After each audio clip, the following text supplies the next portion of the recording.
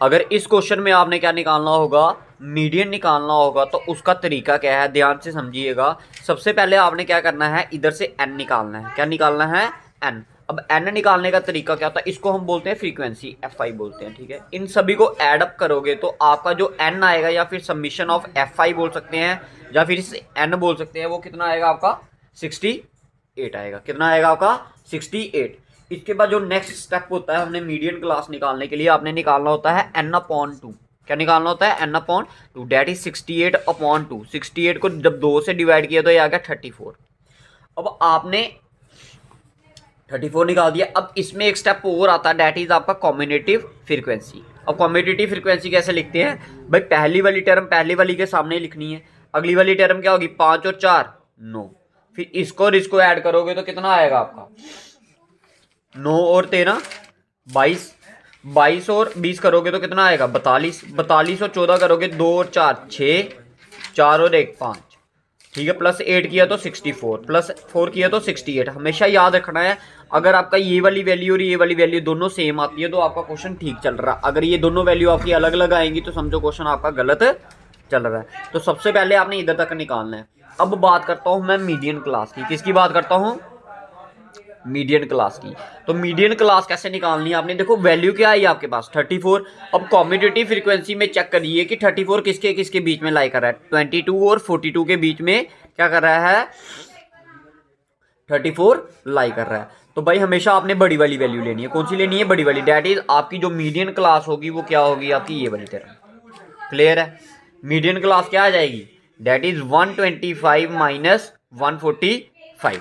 Clear है, हमेशा याद रखना है, इसको ऐसे ही करना है, मिड वैल्यू मत लेना भाई, ठीक है। बार बार बता रहा हूं, इसको ऐसे ही करना है। अब इधर से आपका क्या आता है, लोअर लिमिट, एल की वैल्यू निकालते हैं हम। एल की वैल्यू क्या आ जाएगी आपके पास 25 आ जाएगी। क्या आएगी, एच की वैल्यू अगर निकालने की कोशिश करूंगा तो दोनों के बीच का डिफरेंस कितना है 20, ठीक है। इसकी फ्रीक्वेंसी कितनी आई, एफ की वैल्यू कितनी आई, डेट इज देखो एफ की value I 20।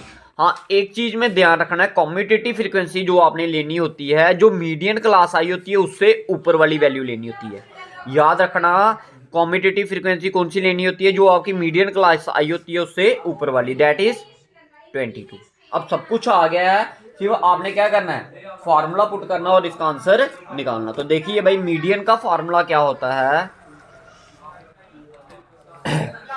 L plus bracket n/2 minus commutative frequency upon F multiply by H. अब इसकी वैल्यू पुट करूंगा अगर मैं, तो एल की वैल्यू देखिए क्या है, लोअर लिमिट क्या है आपका 125 प्लस n/2 कितना था हमारा 34 minus commutative frequency. Commutative frequency कितनी ली, हमेशा बार बार बता रहा हूं भाई, सामने वाली मत ले लेना, इससे ऊपर वाली वैल्यू लेनी होती है। क्या है आपकी 22 अपॉन में एफ कितना है 20 है, मल्टीप्लाई बाय एच। एच की वैल्यू देखिए, डिफरेंस कितना दोनों के बीच में 20 का, ये 20 और 20 कट गया, ये आ गया आपका 125 प्लस 34 में से 22 निकाले तो 8 ये 4 ये कितना हो गया 12, ठीक है।